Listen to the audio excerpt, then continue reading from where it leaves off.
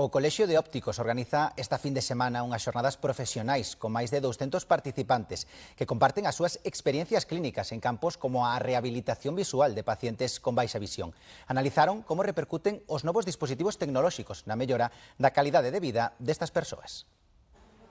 A visión humana está deseñada para ver de lonxe, pero os novos hábitos de ocio e as prácticas laborais fan que aumente moito a exixencia de visión de cerca. Esta demanda é maior que a propia evolución do sistema visual e ten consecuencias desde idades moi temperás. A miopía xa foi declarada como pandemia pola Organización Mundial da Saúde.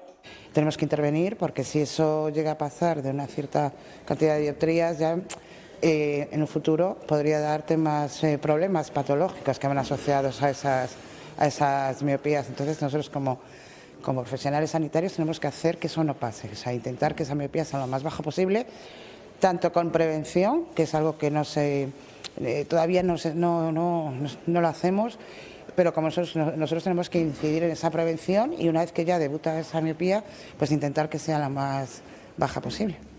Insisten en que é fundamental para poder intervir e ter bons resultados. No debemos olvidar que el 30% del fracaso escolar está relacionado con problemas de visión. Y no siempre son con problemas de que tengo miopía, tengo hipermetropía. No, es que esos ojos no están funcionando a la vez, no están bien coordinados, tienen un problema de convergencia, de divergencia, de acomodación. O aumento da esperanza de vida fai que medren tamén os pacientes que desenvolven baixa visión.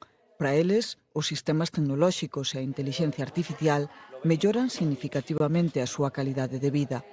Dispositivos como poden ser cámaras que van incorporadas nas varillas das gafas para axudarlle ás persoas a reconocer rostros, a identificar produtos, a identificar cores, hasta incluso aplicacións de telefonía móvil que lle van a permitir tamén mellorar moitas situacións do día a día.